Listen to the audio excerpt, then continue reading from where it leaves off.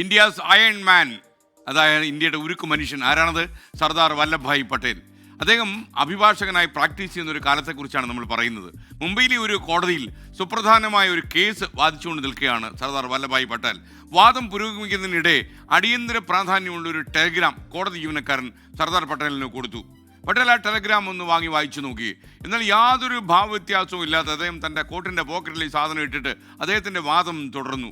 ഒടുവിൽ കേസിൽ പട്ടേൽ വിജയിച്ചു. കോടതി നടപടികൾ അവസാനിച്ചതിന് ശേഷം സുഹൃത്തുക്കൾ പട്ടേലിനോട് ഈ ടെലഗ്രാം എന്തായിരുന്നു എന്ന് ചോദിച്ചു. കാര്യം അത്രയും അടിയന്തര പ്രാധാന്യമില്ലാത്ത ഒരു ടെലഗ്രാം ഒരിക്കലും ഒരു ജീവനക്കാരൻ കൊണ്ട് പട്ടേലിന് വിചാരണയ്ക്കിടയിൽ കൊടുക്കില്ല എന്നുള്ളത് യാഥാർത്ഥ്യമാണ്. പട്ടേൽ വളരെ ശാന്തനായിട്ട് തൻ്റെ പോക്കറ്റിൽ നിന്ന് ആ ടെലഗ്രാം തിരിച്ചെടുത്തിട്ട് അവർക്ക് കൊടുത്തു.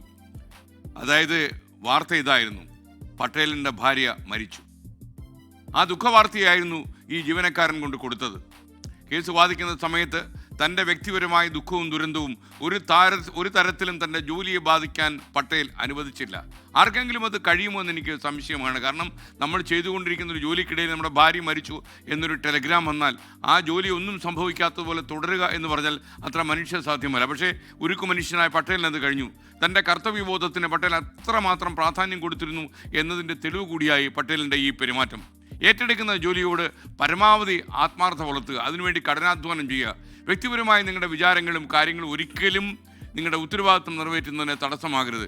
ഫ്ലൈറ്റിലൊക്കെ എഴുതി വെച്ചിട്ടുണ്ടോ നിങ്ങളുടെ ദുഃഖങ്ങളും വിഷമങ്ങളും ഈ പൈലറ്റ് പോകുന്ന സ്ഥലത്ത് അവിടെ എഴുതി വെച്ചിട്ടുണ്ട്, ഇങ്ങോട്ട് കൊണ്ടുപോകരുത്. കാര്യം വിമാനം ഓടിക്കുന്ന വളരെ പ്രധാനപ്പെട്ട ജോലിയാണ്. അതിനിടയ്ക്ക് വികാരപരമായ കാര്യങ്ങൾ കൊണ്ട് വിമാനം മറിക്കരുത് എന്ന് തന്നെയാണ് ഉദ്ദേശിക്കുന്നത്. അപ്പോൾ നിങ്ങളുടെ ഉത്തരവാദിത്വം നിറവേറ്റുമ്പോൾ വ്യക്തിപരമായ ദുഃഖങ്ങൾ തീർച്ചയായിട്ടും നിങ്ങളുടെ മനസ്സിനെയും തലച്ചോറിനെയും ഒക്കെ ബാധിക്കും.